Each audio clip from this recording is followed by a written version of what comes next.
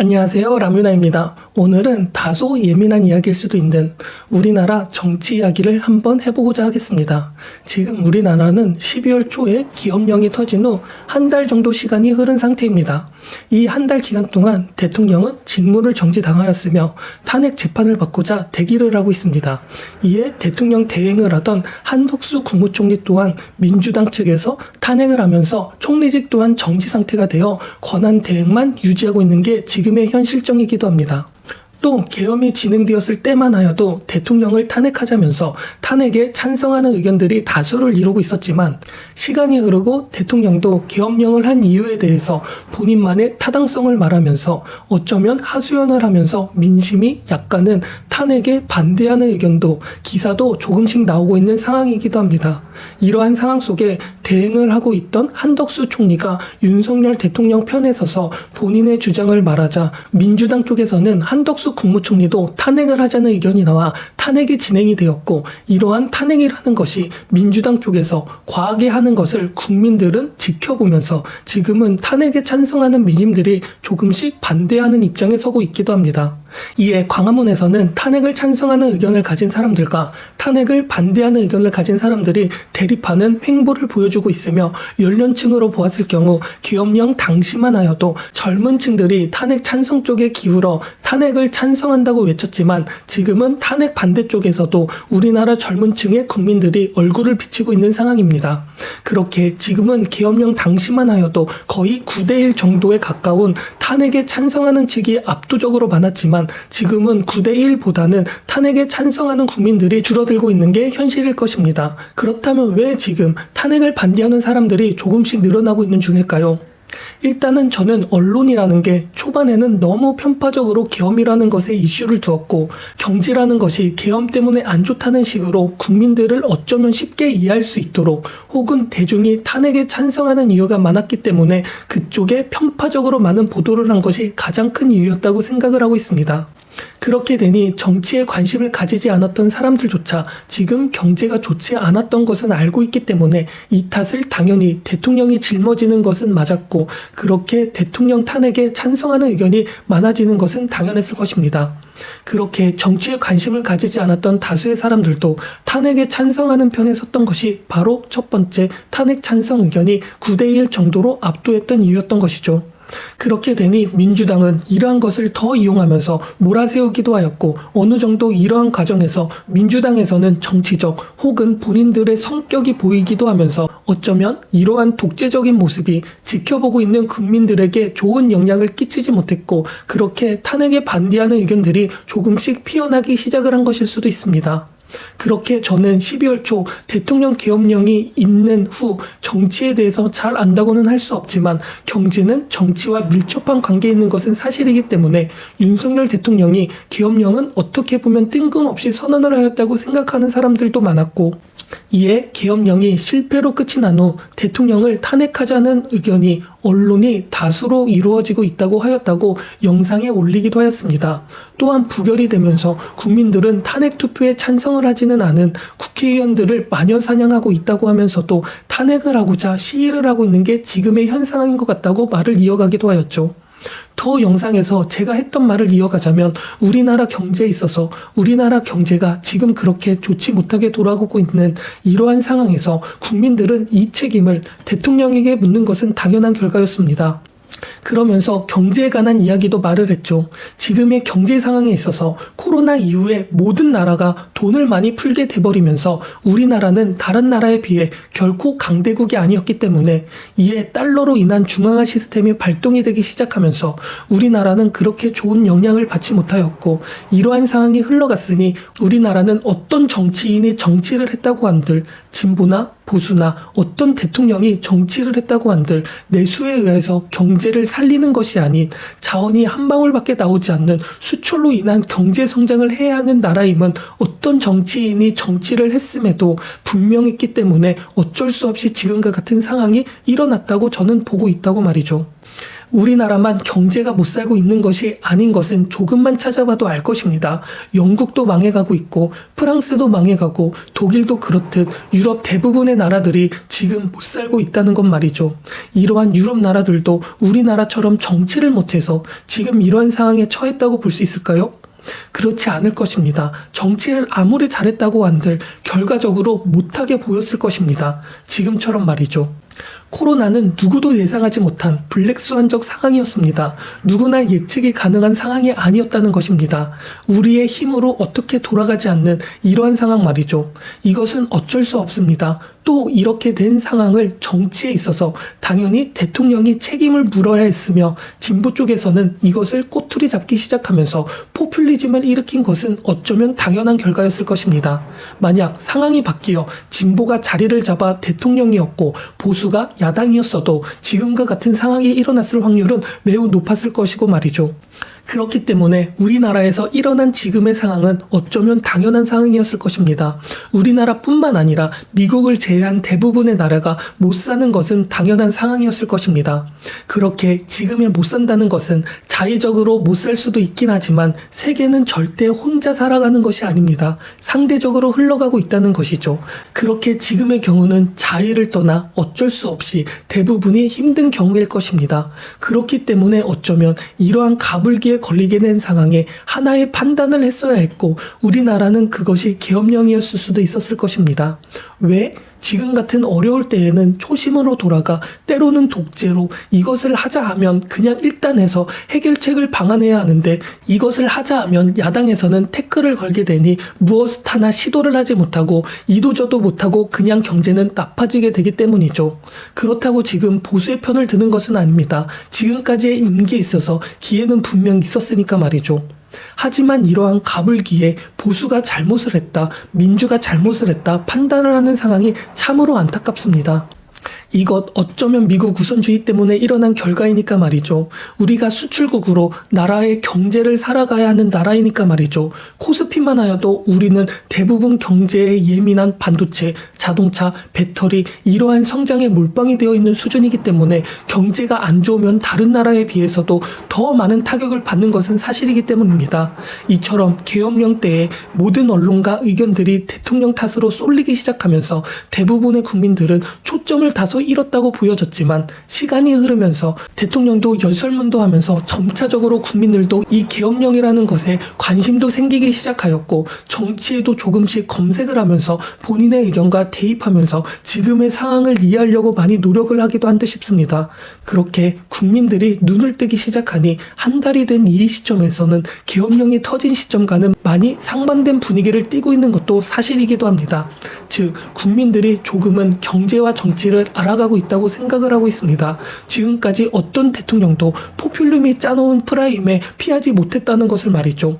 지금 민주당 쪽에서 정치를 하고 있는 것이 아니라 국민의힘 쪽에서 대통령이 나온지라 보수 쪽에서 대통령에 대한 예시만 들어도 반일주의자 이승만은 친일파의 4.4.5입 개헌 독재자가 되었고 산업화의 영웅이라고 불리는 박정희는 다카키 마사오의 유신 독재자가 되기도 하였습니다. 올림픽을 유치하고 국격을 높였다고 평가를 받고 있는 전두환은 국민을 죽인 살인광이가 되었고 국민이 뽑은 첫 대통령 노태우는 돈에 환장한 전두환 시다바리가 되었기도 하였죠.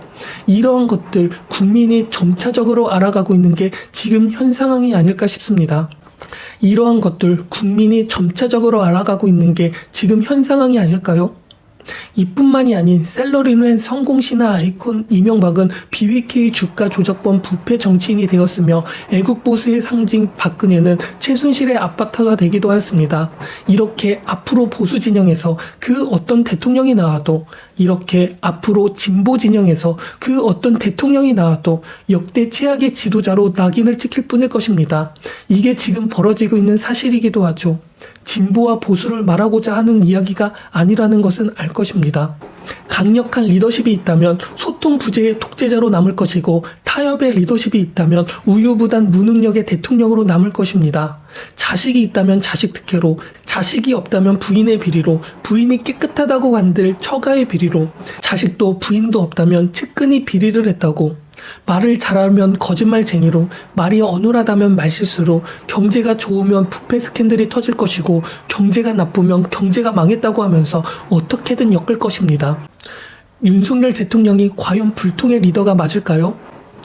불통의 리더가 아닐 것입니다. 왜? 기업인들의 하소연을 들어 규제를 풀어주었고 군인들의 하소연을 들어주어 한미동맹을 복권하기도 하였으며 외교관들의 하소연을 들어 한일 관계의 정상화를 하기도 하였기 때문입니다.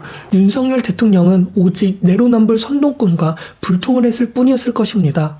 윤석열의 강점이자 약점은 자신의 신념을 굽히지 않는 것이며 윤석열에게 강직하고 굽히지 않는 성정이 없었더라면 어떻게 박근혜 정권의 정면으로 맞서고 문재인의 경찰총장으로서 권력 집단 전체에 맞설 수가 있었을까요? 야당 180석에 고분고분하지 않는다고 불통이라는 프레임을 씌우고 자신이 직접 검증했고 믿을 수 있는 공무원들을 등용했다고 검찰공화국이라는 프레임을 씌우고 처가 덕으로 정치를 한 적이 없는 사람에게 온갖 처가 비리 프레임을 씌우고 자행 유튜버가 구매한 핸드백을 요구한 적이 없는 영부인에게 던져주기도 하고 뇌물을 받았다고 선동을 하기도 하였습니다. 윤석열 대통령과 결혼하기 전에 주식 투자에서 손해를 본 것을 마치 권력형 비리인 듯 선동을 하기도 하며 반도체 산업을 다시 살려놓은 대통령이 대파 가격을 모른다고 경제 바보 취급을 하고 있는 게 그들입니다.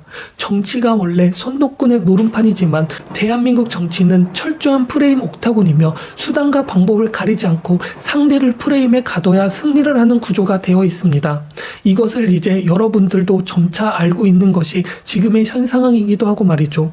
또한 방법보다는 공격이 우선이며 정치는 언어로 하는 권력 투쟁이 된 지 오래가 된 것입니다. 상대방이 교모하게 짠 프레임에 고개를 끄덕이는 순간 지는 게임이 되었으며 돌이켜보면 이명박처럼 경제에 밝고 유능한 지도자도 없었고 박정희처럼 배고픈 국민들을 잘 살게 만든 지도자도 없었을 뿐더러 이승만처럼 외교를 잘하고 나라 발전의 기틀을 잡은 지도자도 없었을 것입니다. 대통령을 뽑은 것은 우리인데 대통령을 뽑았으면 일을 할 수 있게 만들어주고 그 다음에 못하면 비판을 해야 하는데 진보 쪽에서는 일도 못하게 하고 손발 다 자르고 이제는 예산까지 망가뜨려 놓았습니다.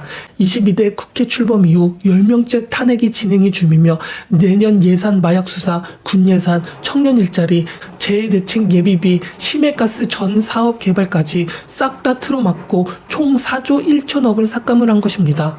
이건 말도 안 되는 숫자이며 내년에는 그냥 일도 하지 말고 지켜보라는 것으로 해석을 할 수 있을 정도입니다. 진보가 정권을 잡았을 경우에는 박근혜 정권이 채워놨던 나라 곳간을 추경까지 여러 번 반복하면서 나라 발전을 위한 게 아니라 그냥 자기 정권을 유지하려고 돈을 펑펑 뿌려서 재정을 텅텅 비게 해놓고선 보수가 정권을 잡으니 그냥 돈을 쓰지 말고 지켜보라고 하는 게 지금의 현 상황입니다. 어쩌면 지금 민주당은 현재 나라는 보지 않는 채 정치를 너무 몰두하고 있는 것이 아닌가 싶기도 합니다. 지금은 가면 갈수록 인터넷과 여론을 싹 다 지배한 진보들이 단합을 하면서 모든 언론들을 김건희 선동에 몰두를 하고 있기도 하고 있고 말이죠. 김건희 여사를 감옥에 넣으면 갑자기 나라가 부유해질 것처럼 모든 국민들이 김건희를 비판하며 나라가 이상해지기도 하였습니다. 그에 반하여 이재명이 수없이 저지른 죄들은 민주당에서 심어놓은 좌파 판사와 여론에 전부 묵살당하고 있으며 심지어 이재명을 수사하는 검사를 탄핵하고 판사까지 탄핵을 하려 하며 방통위원장도 몇 번 탄핵을 하였는지 그냥 자기 방탄을 위해서 국정을 마비시키고 있기도 합니다. 지금 헌재로 9명으로 채워야 하는데 민주당이 계속 맡고 있어 현재 6명이며 현재도 마비가 되고 있는 상황이기도 합니다. 그리고 북한은 도발을 수없이 하고 있기도 합니다. 명백히 대한민국의 주적은 북한이지만 북한이 오물풍선부터 대한민국을 견제하든지 박살내고 싶어 안달이 난 국가인데 가장 원하는 게 과연 무엇인지 현명하게 생각을 했으면 좋겠습니다. 바로 대한민국을 박살내버리고 어수선한 분위기에 대통령을 탄핵하는 게 목표일 것이니까 말이죠. 또 국회의원 180석은 야당인데 일도 못하게 만들고 경제가 어지러워지면 모든 비난은 대통령이 책임을 지게 만들어진 게 현재의 구도입니다. 이게 바로 북한과 민주당이 가장 원하는 시나리오일 수도 있는 것입니다. 이렇게 되어버린 상황 속에서 국민은 과연 어떤 생각을 하고 있을까요? 일을 하라고 대통령을 뽑아줘 놓고 일도 못하게 막는 민주당에 180석을 몰아주고 대통령만 비난을 하고 있는 게 지금 현 상황이니까 말이죠. 우리는 우리가 대통령을 뽑았고 정권을 만들었는데 참으로 지금 슬픈 게 현실입니다. 이렇게 되어버리니 윤석열 대통령도 3년 동안 아무것도 못하게 해놓고 김건희 여사만 물어 늘어지고 아무리 열심히 일하고 노력을 해도 국민들은 절대 알아주지도 않고 있습니다. 그래서 계엄령을 선포한 걸 수도 있죠. 하지만 무능했다는 것은 사실입니다. 체계적이다 하던지 멍청했다는 것은 누구나 아니까 말이죠. 당연히 검찰총장까지 한 사람이기 때문에 누구보다 법을 잘 알았을 것이고 국회에서 계엄령을 막았을 것이라는 것을 누구보다 잘 알았을 것인데 말이죠. 그래도 대통령이 직접 나서서 피를 토하는 심정으로 자기를 믿어달라고 하고 있습니다.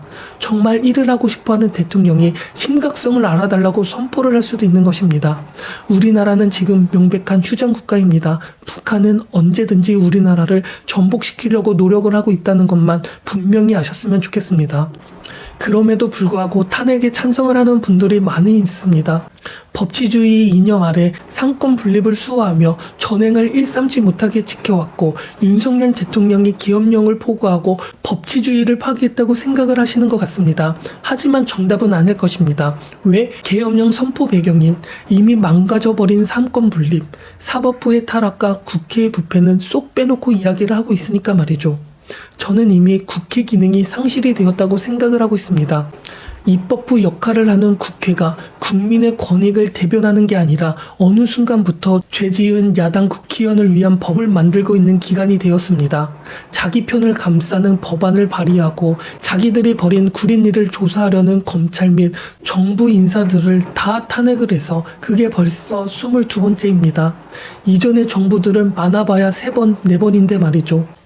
심지어 예산안 부분에서는 대통령 활동비, 검찰, 검사원, 경찰 특활비가 0원입니다. 우리나라 미래산업인 원전이나 R&D 관련 예산도 총 2천억 가까이 깎아놓고 본인들 연봉은 올렸다고 하고 있습니다. 입법부의 거대 야당이 이미 타락을 해서 입법부 폭주를 하고 행정부의 업무를 마비시키고 있는 상황이기도 합니다. 또한 간첩법 개정도 미루고 있는데 이런 부분은 왜 언급도 안 하고 있는지 모르겠습니다. 국가 기밀을 빼돌리고 타국의 산업 스파이가 벗어질 활동을 해도 처벌할 법안을 미루고 있는 게 대한민국의 국회의원이 할 일인지 잘 모르겠습니다. 그리고 국회 기능뿐만 아니라 사법부의 기능도 상실이 된 것은 아닌가 싶습니다. 촛불 선동으로 정권이 바뀌어 적폐청산이라는 명목하에 사법부를 털고 진보적 인사들을 채워놓고 사법부의 독립성은 완전하게 상실이 되었습니다. 부정과 비리 관련 재판을 받아야 하는 야당 쪽 인사들의 재판은 무기한 연기가 되고 있으며 판결마저 의혹이 가득히 차고 있습니다. 이재명이 선거법 위반 판결로 의원직 상실에 정치적 생명이 끝난 순간에 권순일 대법관이 무죄를 선고하며 살아나기도 하였으니까 말이죠. 그리고 이재명이 성남시장으로 있었을 때 대장동에서 생긴 비리에 온상인 화천대유의 고문으로 들어간 게 권순일입니다. 심지어 최근 위증교사 관련된 녹취록까지 있으며 위증한 사람이 위증교사 지시를 받았다고 말을 해도 위증죄는 선고되고 위증교사는 없다는 판결이 나오기도 하였습니다. 이게 올바른 법치가 맞나 의심스럽기도 하고 말이죠. 권력자의 입김에 따라 법치가 이미 무너져 있는데 왜 이때는 지금처럼 분노가 없었을까요? 또 민감한 주제이지만 계엄령에 대해서도 이야기를 해보고자 합니다. 이 영상 자체가 다소 많이 민감할 수도 있겠네요. 개업법상 비상계엄은 대통령이 전시, 사법 또는 이에 준하는 국가 비상사태 시 적과 교전 상태에 있거나 사회 질서가 극도로 교란되어 행정 및 사법 기능의 수행이 현저히 곤란한 경우에 군사상 필요에 따르거나 공공의 안녕 질서를 위하여 선포하는 것이라고 명시가 되어 있습니다.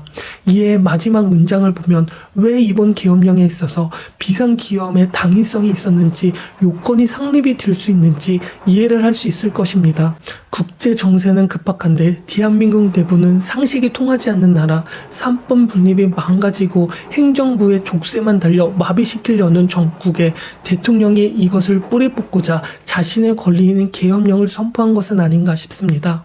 기업령 선포문에 반국가 세력이라고 칭하였고 국회는 설렁설렁 맞고 선관위는 6분 만에 투입시켰을 뿐만 아니라 국회보다 많은 인원을 투입시킨 것을 보면 명백히 선관위에서 어떤 부정을 했었는지 밝혀내고자 한 것 같은데 이걸 응원하고 지켜보지는 못하고 탄핵에 동참하고자 하고 있는 게 현 상황입니다.